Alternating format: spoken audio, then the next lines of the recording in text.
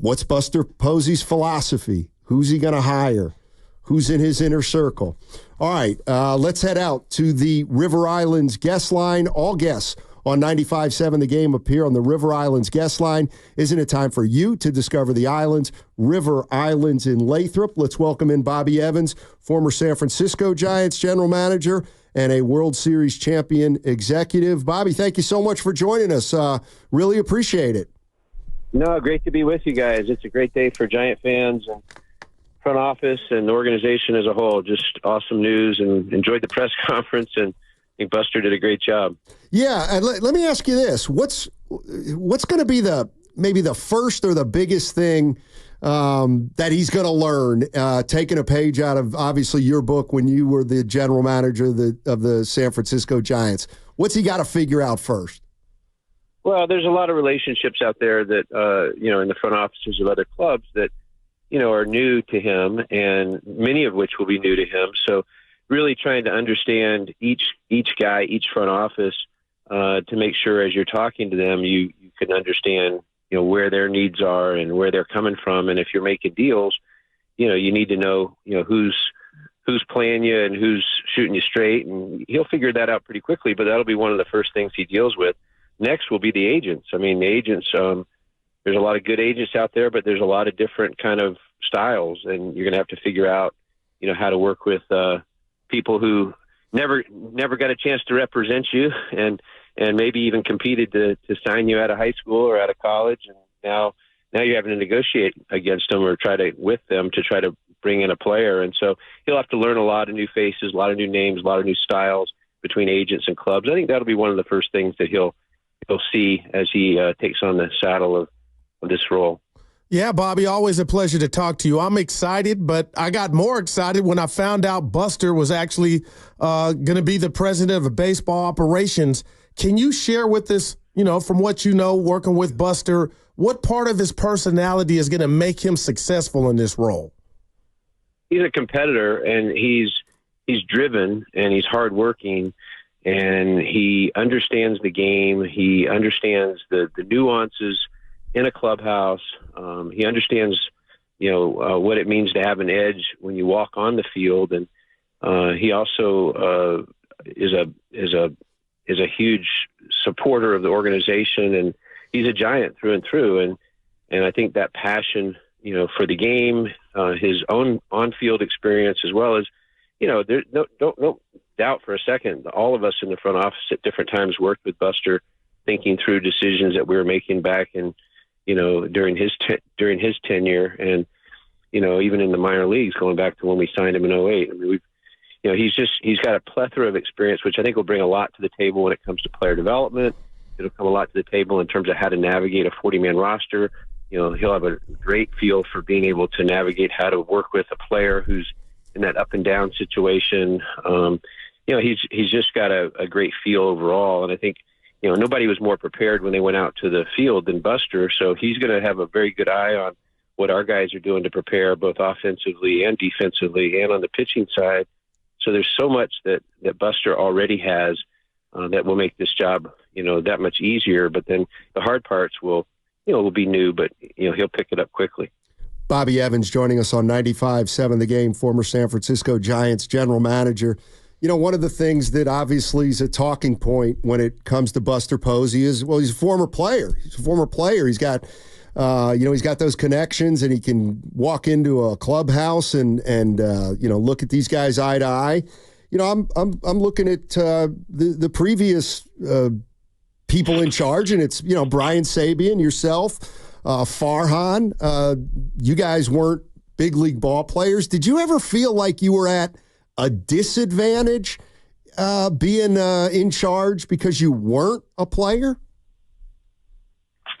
No, you look at it. I mean, from Brian's perspective, a longtime scout. I mean, he knew players as well or better than anybody. So I think it gave him a huge advantage. I think, from my standpoint, I knew every club. I knew the makeup of their front offices. I knew every agent.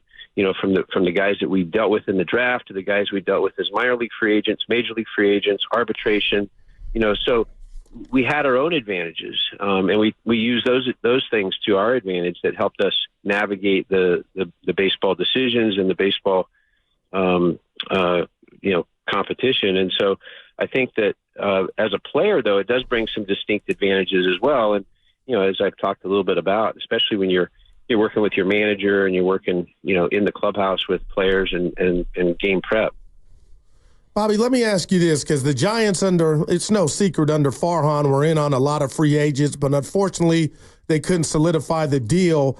What do you think Buster's bringing to the table in that regard, the ability to go try to recruit a free agent to come here in San Francisco? Well, I was in the room with Buster when we sat with John Lester, and I saw the awe, in John and having Buster there. And I think I saw the similar awe, even from Shohei Ohtani, both of whom, ended up choosing different scenarios. I think in Lester's case, it was the Cubs. He was familiar with the front office and Theo and Jed Hoyer. And I think in Ohtani's case, he wanted to go somewhere where there was a DH for obvious reasons. But I think Buster's familiarity with, what he looked for as a player and his ability to explain where we are as an organization will really go a long way. He never had to have those parts of the conversation necessarily in our meetings, but now he'll be the front of those conversations in terms of where we are, where we're at, and ultimately what players are looking for. They want to know not only where they'll hit in the order, but who's going to be around them and what are our chances to win and what's the roadmap. And that'll be something that Buster will be able to easily communicate. I think the credibility alone will make a difference. Bobby, there's a lot of talk about the ballpark and how some hitters anyway, don't want to come here. And if that's a case, if that's a built-in challenge of let's say your organization and you can't count on signing a big-name hitting free agent, why wouldn't you just concentrate on pitching and defense? And can you still win that way in Major League Baseball? Assuming you've got some power, but can you win with pitching and defense these days? Well, timely hitting with runners in scoring position, knowing how to play small ball when you need to. I mean, a lot of our success wasn't always the home run. I mean, it was, Buster Posey didn't have to hit 30 home runs for us. He knew how to hit with runners on base. He knew how to hit the other way.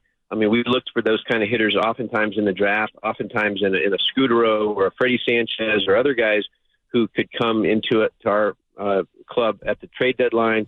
We knew we needed contact hitters who knew how to put the ball in play. If we could get a guy on base, we had a chance to score. And, I think there's other ways to win the game. We obviously don't play all our games at home, so we need power away from our ballpark as well. And I think that, anybody that can hit a home run in our ballpark, they'll certainly be able to do so, on the road. And as hitter friendly as pitcher friendly as it is, it's more hitter friendly today than it was when we won those championships. And I think that, players know that. And, fortunately we don't have a live ball anymore, which kind of creates another layer of offense and challenge for pitching. But, for our advantage, we can, make pitching and defense a priority, but we also obviously have to get the right guys in the lineup to make sure we keep the line moving and bring in some runs so that the guys have a cushion. Our pitchers always pitch better when there's a little cushion, whether it's the starters or the relievers.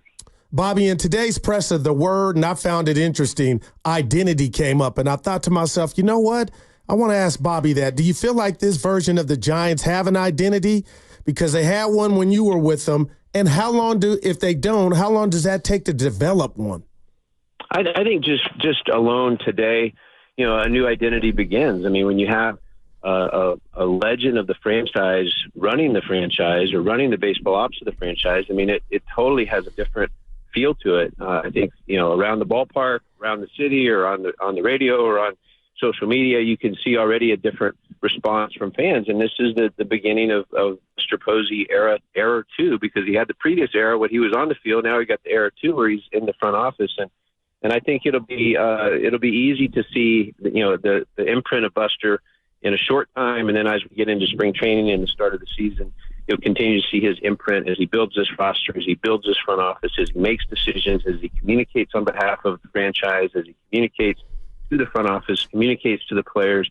You'll see that imprint. It'll be very evident, no question.